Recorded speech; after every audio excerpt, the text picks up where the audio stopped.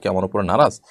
বোন তানজিমা সুমি, আপনার প্রশ্ন উত্তর হলো যে সবসময় অসুস্থ থাকলে আল্লাহ তাআলা নারাজ এরকমটি মনে করার কোনো কারণ নেই।